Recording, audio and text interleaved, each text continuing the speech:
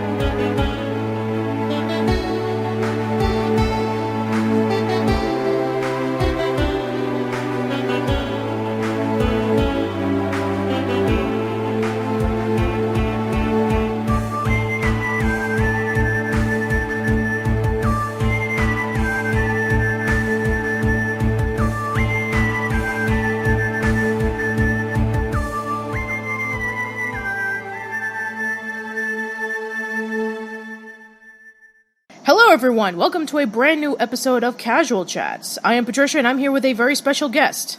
Over the past couple of years, he has been known for doing a massive passion project involving with doing a remake of the 1991 Nintendo Game Boy game, Metroid II: The Return of Samus. And finally, it has been out online for a bit, called Another Metroid II Remake. I have DoctorM64, so welcome. Hi, thank you very much for inviting me. So, I need to know, what was your earliest experience with playing video games? Well, that would be the local arcade. My father used to take me, there was, downtown, there was a couple of arcades, and I used to enjoy them a lot. I really sucked at them, but I do have fond memories of sitting down on the Outrun machine and being amazed by the graphics. Then again, my first home console was the Atari 2600. I did enjoy a lot of that. Later on, Commodore 64, Commodore Amiga, and well, the rest is history. But yes, the early days were pretty much like many other people. And when did you first get introduced to the Metroid series? Actually, the first one that I actually did enjoy and saw was Super Metroid. I was reading a lot about this huge 24 megabit game that's supposed to be revolutionary and huge. For some reason, I didn't pay much attention to it. The screenshots that I saw in the magazines weren't that inviting. But then when I did discover emulation, I actually started playing some games that I missed from my SNES era. And one of those was Super Metroid.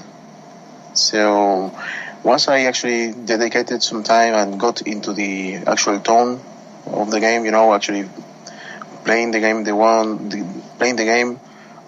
way the game wants you to play it, it's actually pretty nice. I did enjoy it. Yes, it's a very enjoyable game. When did you decide to start off with doing programming, whether it be for... was it like a hobby of yours? Was it for your job? When did you first start getting introduced to programming? Well, that would be when I started getting interested in video game development. I did a couple of experiments with multimedia fusion. That was one of the very few options you had, when you were not a programmer at all. Then the Mugen engine appeared. It's a fighting game engine that you can actually customize the characters, create characters yourself, and do some scripting to make all of the behaviors of the characters. And that's pretty much a simplified version of programming. Then Game Maker appeared out of nowhere, and I did a couple of prototypes using the drag and drop interface. Then again, it's programming in a very graphical and intuitive way. But my first really serious project that really some dedication and actually learning was aim to R. At least the very early version of that. It was based on a platform engine done by someone else, and actually examining the code and seeing how things came together was very educational. Now, out of all the games that are out there, why Metroid II? Well, first of all, I just recently completed Zero Mission, and since I already experienced Super Metroid, there was a void in the middle that I needed to fill, and Metroid 2 wasn't that attractive to me. I did manage to get a copy, a cartridge of the original Metroid 2, and even playing with the Super Game Boy, the experience wasn't comfortable. It wasn't fun. It didn't occur to me that maybe fun wasn't the intent of the original authors, because in essence, Metroid 2 is pretty much survival horror, but it wasn't comfortable to play. So I wanted to experience something more on the lines of Zero Mission myself. So I thought it would be a fun little project and a nice excuse to remake something, and whatever I was going to be doing, it was going to be better than a 20-year-old Game Boy game. Mm-hmm. That was my initial thought. It wasn't as ambitious as it turned out to be. Yeah, I remember years ago when, people were starting to talk about it. Like, it started off with, a handful of people talking about, there's another Metroid II remake. There's a guy who's, doing a game from the ground up. Now, there are a lot of people online who create their own fan games from the ground up. And then there's some people who basically tweak a lot of classic games to make it more playable, as they say. But what was the hardest thing to do when doing this huge project? Well, it's a pretty difficult question. It's been 10 years, and in 10 years the project changed quite a lot. And every major phase of the project has its own challenges. At first, getting things to work was quite a challenge. It was actually very helpful to have Zero Mission as a guide, because I actually knew what was I actually aiming for regarding game feel, physics, and all of that basic stuff. But actually getting there was really challenging. I actually needed to use emulation and examine frame by frame how many pixels Samus was moving when she was actually running, jumping, and doing her very basic moves, and then trying to replicate that with my very own humble engine. It took a lot of trial and error, but it was a very rewarding experience in the end. When the project became popular, that this would be about in 2008, I believe it was, people actually started to offer help, and trying to get people motivated to actually contribute with more than just one asset. That was pretty challenging too, because it's their free time, and they are pretty excited at first, but then the interest is pretty much fading away if you are not showing constant progress to the people. I wasn't releasing that many demos often. It was challenging to actually motivate people for free. In the later stages, when the project actually grew up a lot, the scope of the game grew up, and after the first couple of demos, the overall quality that I was aiming for each area has pretty much settled. By that time, there were about 4 or 5 beta testers, 3 or 4 stable graphic artists, a couple of musicians that gave me a hand with a couple of arrangements, and trying to manage all of that time and all of those efforts into something that makes sense and really manages to reach an arbitrary deadline was pretty challenging in itself. So by this time, I was already working as a programmer, and I did start learning about project management. So being able to actually assign tasks with priorities to different people and motivating them to reach certain deadlines was pretty challenging in itself, but it was pretty rewarding when everything came out properly. Yeah, definitely. It was very rewarding because I remember when the game first came out, like one of the demos, and there was a couple of online people who were talking about it, saying like, this is an amazing game, and so on and so forth. And I think it started getting even more well known, the demos at least, until Metroid Other M came out, and then everybody was very disappointed of how that turned out, and then they were talking about like how amazing the demo of Another Metroid II Remake was, and how they were hoping that the game would come out soon. Now, I played the game myself. At the time of this recording, I'm not completely finished with it yet because I just finished completing the month dedicated to the 3 original Nicktoons, and I'm swarmed with completing the Carmen Sandiego retrospective. So, oh, nice. Yeah, I am currently at about 14 Metroids. Right now I'm in the nest where you have to fight 3 Omega Metroids. So I'm at that part. But anyway. Oh, nice. Oh, thank you.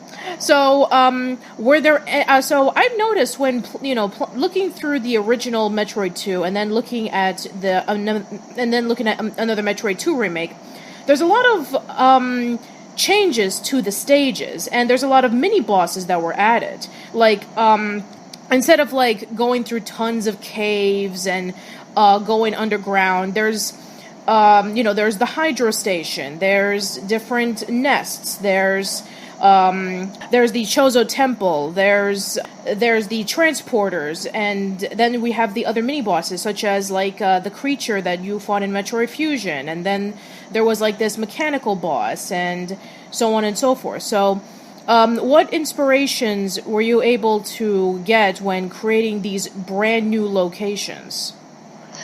Well, actually, it was a more or less liberal interpretation of what the original game showed. If you take a close look to some of the original maps, for example, the hydro station has what appears to be a lake on the right side.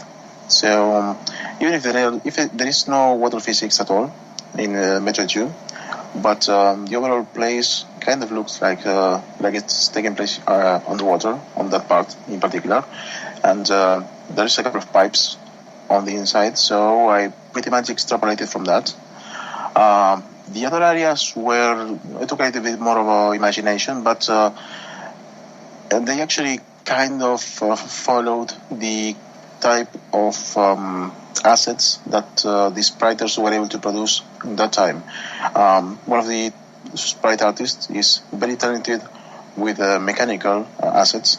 So if I ask this person to create a huge living monster or very biological looking textures, he would have mixed results.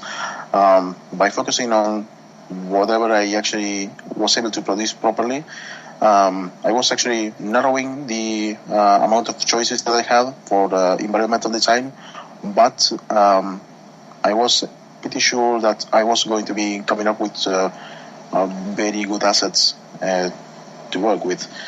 Also, it does help a lot to have a thematic guideline.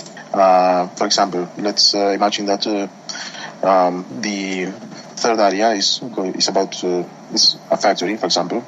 We see these jumping robots and spiky automatons, and it gives a vibe that these are not necessarily weapons. These look like utility drones. So a factory would be a nice appropriate setting, and from then on we started to think what the environment should be, where the resources are going to be coming, what would be coming from the hydro station, of course, if there are going to be any minerals, where are the minerals are coming from. So we repurposed some of that useless empty caves into a mining station, and so on. So when you actually start trying to make sense of the utility of some places, some pieces pretty much fit together alone. And the same would be for the bosses, because, I mean, the only bosses that were in the original Metroid 2 were just the Metroids, and occasionally, you would come across some enemies that you would be fighting along the way. So, There is Arachnus. Arachnus appears on the original. Yes, that as well. But yes, he does look a little bit more menacing in my version. Yes, he does. But it is true that in both of the versions of Metroid 2, the Metroids were the main focus of the game, and they were the main enemies that you had to defeat. Mm-hmm. With the process of creating the new bosses as well as refine the bosses that were featured in the game, like, for example, in Metroid 2, the way that you can kill the Metroids off, all the versions of the Metroids were pretty easy. You just have to shoot them with missiles. But in Another Metroid 2 remake, there's a weak spot that you have to attack them with, and each and every single one of them is more difficult than the next. And then, of course, you have more varieties of the bosses. So, what was the process of that? Well, the weak spot in the Metroid, that was pretty much a necessity. Samus is extremely agile and mobile. Being able to actually shoot in 8 directions changed a lot. So you have much more visibility. The screen is actually bigger. So you in a Metroid fight, you pretty much know all the time where your adversary is. So instead of actually focusing, the original was more like trying to master the limited mobility that you have to actually be able to barely land the missiles that you were shooting. The jumping control was a little bit floaty, and that was quite a challenge to actually aim and shoot. In this case, it's so easy to aim and it's so easy to shoot in the air that the extra challenge to be more selective with the weak spot on each Metroid, and they move very, very fast. Besides that, since they are very repetitive in their nature, especially Alpha Metroids, they appear everywhere. Most of the challenge also comes from the environment, and being confined to a very closed by cave or some places with spikes and hazards, that pretty much changes the dynamics of the fight quite a lot. It was pretty fun to actually use the same old enemies in new ways around the level design. Now, another thing that was really interesting when looking at the game again was you added in the intro, similar to Fusion, in which it does have a little bit of context of what the story is, because in Metroid 2, the only way that you can get that was through the manual. And then there was also some additional things that also would tie up to, like, a Zero mission, and then eventually with Super Metroid. I think that's really admirable, because it's able to tie it together in a case in which, yes, even though that this is not an official Nintendo game, it does homage the games that came out previously. It makes it feel like a true Metroid game. I was actually very, very careful with every single element of writing and whatever was going to be appearing on the game. So nothing does contradict at all the established Metroid canon. That actually includes Other M, so I do recognize both the Prime and Other M as part of the saga. And so far, it doesn't seem that I actually screwed up anywhere so far, and yes, I do feel a lot of respect over the continuity, and Metroid 2 is a very defined chapter on that saga. It's a very important events take place on that game, so it's natural that it does tie in properly into Super Metroid. Right, of course.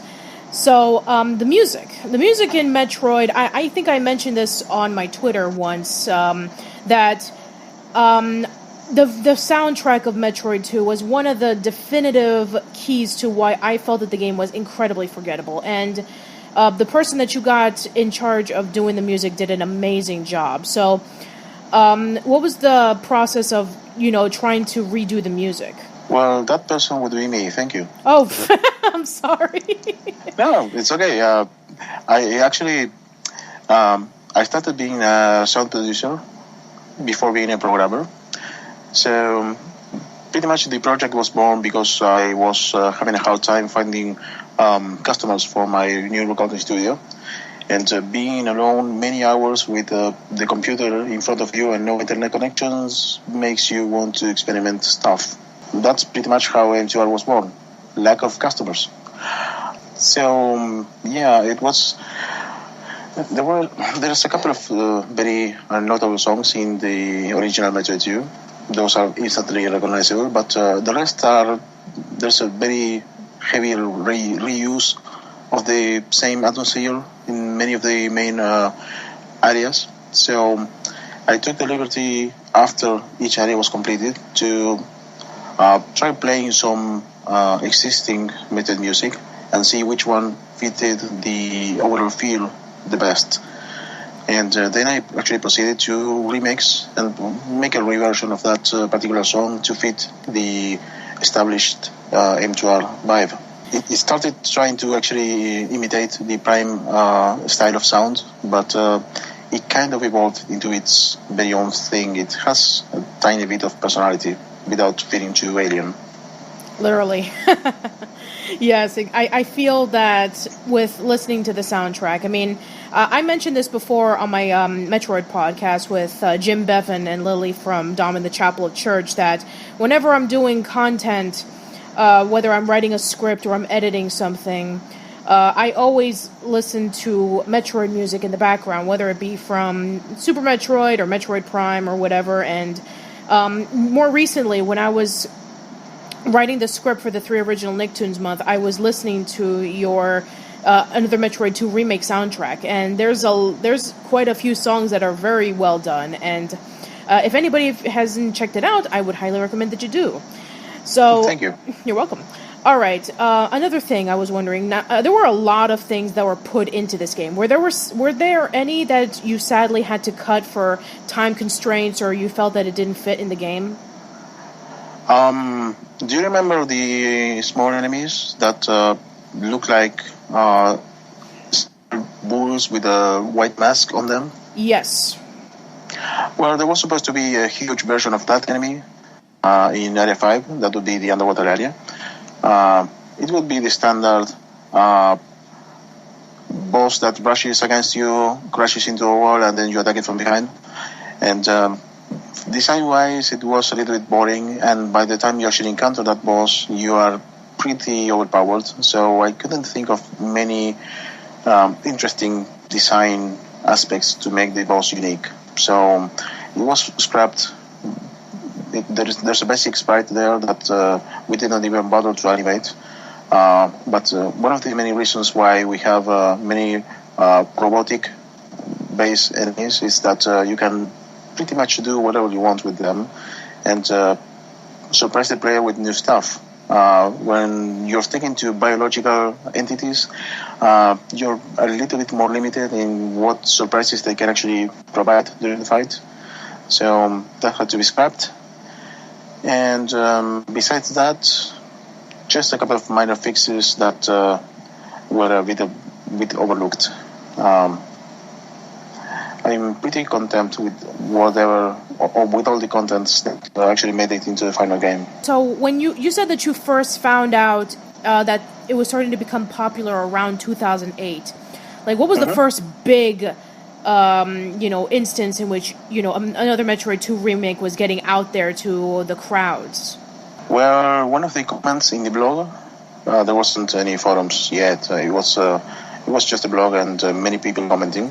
One of the comments I read was game trailers is featuring as a daily video your intro trailer. Then I went to game trailer and that was it. It was right there on the right side, and I remember how it was weird. it was a really pleasant surprise. But it was so unexpected. So then I did read about my own project on Destructoid, Kotaku, and some other magazines, and it was overwhelming. People were actually aware of the project, and all I actually showed people was just a small demo with a couple of rooms and one trailer. It was very evident in that moment that I wasn't the only one that wanted to play Metroid 2 with modern mechanics. There was people out there that did want to play the same game I actually want to play. I think one of my favorite ones that I remember was one of the guys who worked at Retro Studios, Benjamin Sprout.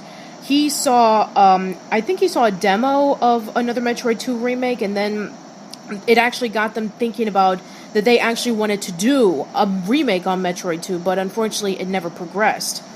But yeah, I think I did remember seeing something like that on game trailers, because I've been following game trailers for about a decade now. I had Brandon Jones, the co-founder of Game Trailers, as a special guest on my podcast a few months ago, and Nice.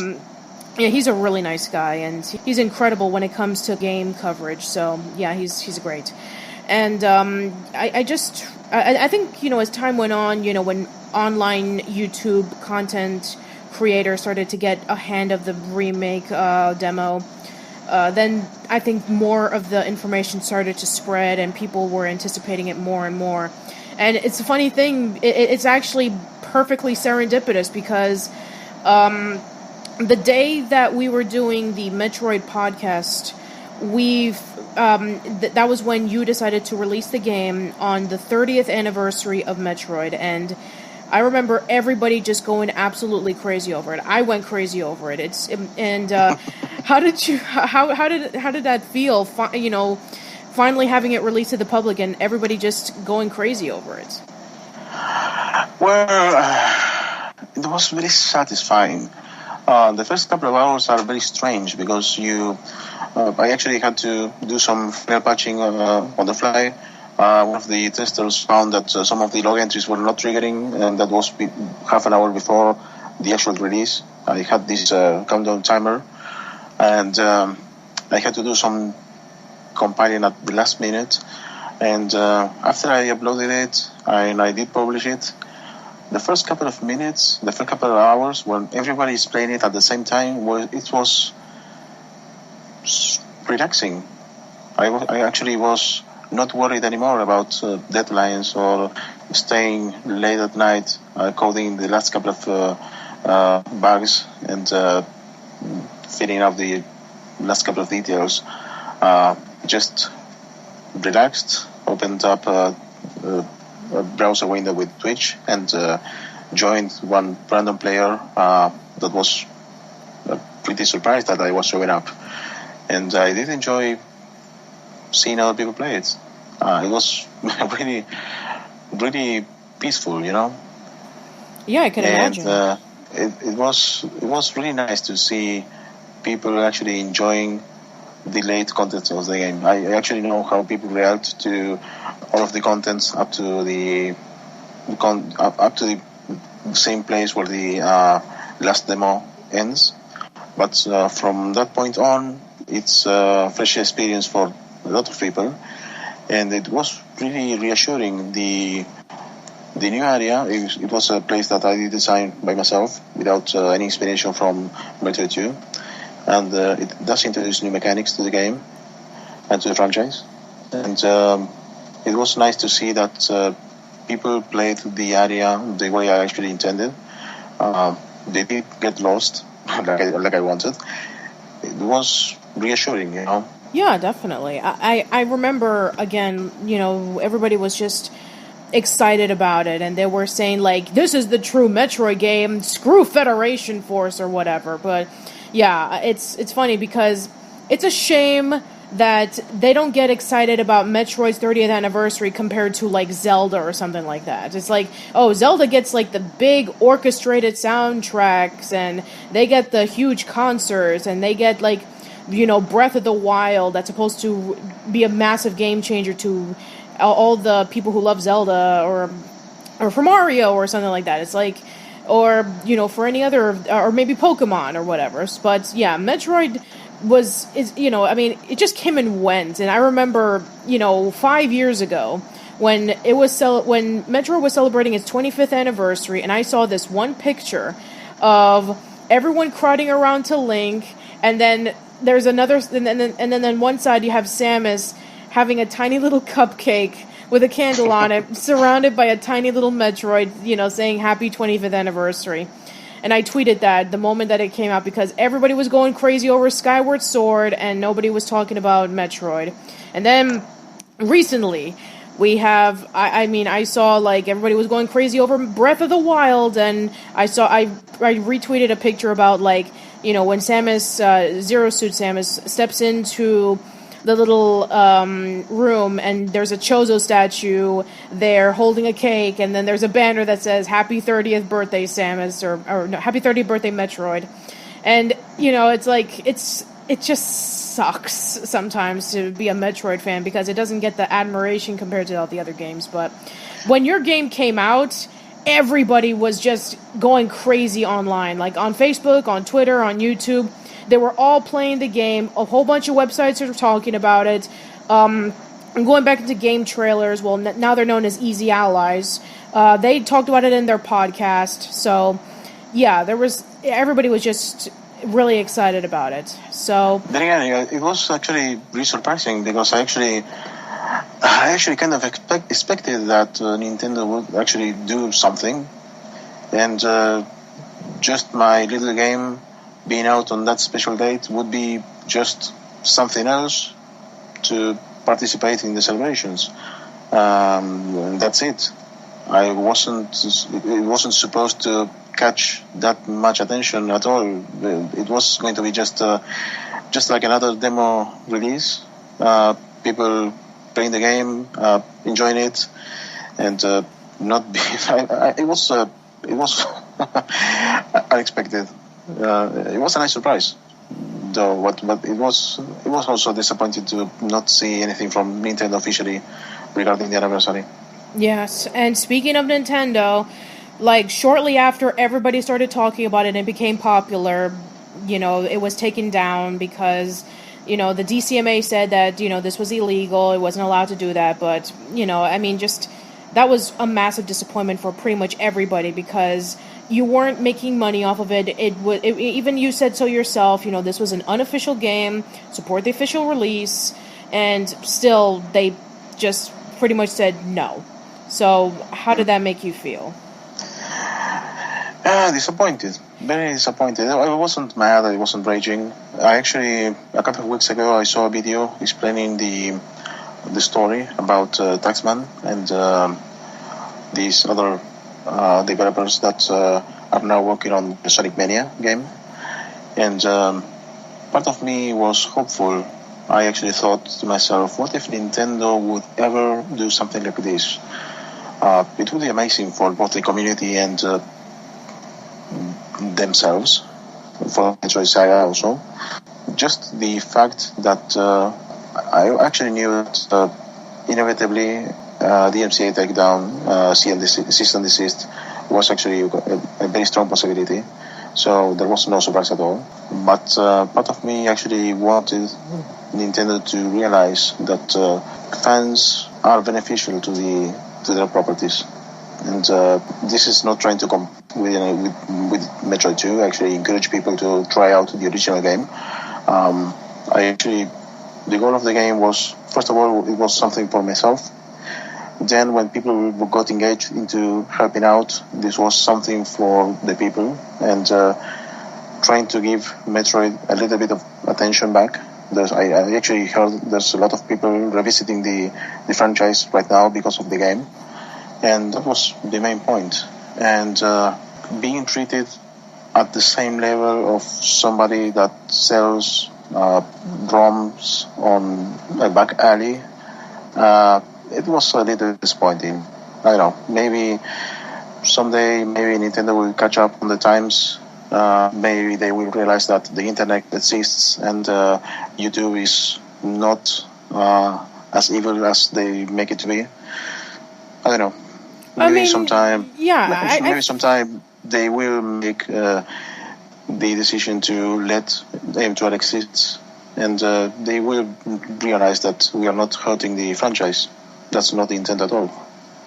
Of course not. And there are a lot of stories out there of fans trying to create original games, or fans trying to do original versions of pre-existing games, and they're able to succeed very well. Like, for example, Christian Whitehead was a huge fan of Sonic the Hedgehog, and eventually, as time went on, he was called in to do those mobile games for Sonic's 1, 2, and Sonic and Knuckles and Sonic 3, and then eventually he actually worked for Sega, and now we have Sonic Mania.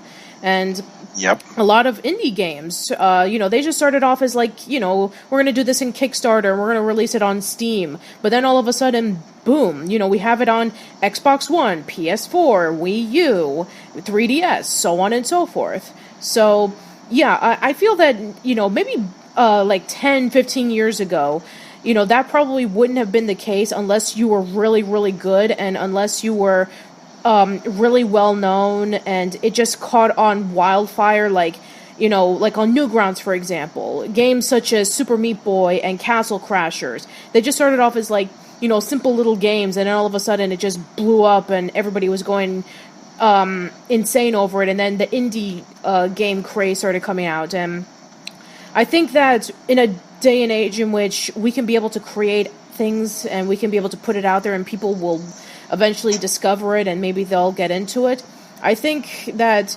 with your work, I think with a lot of people, they can truly appreciate all the hard work that you were able to put into this Metroid remake. And who knows, maybe someday, a big company will come to say, you know what, we like what you do, work for us and see if you can create this game or do this music or do this programming or so on and so forth.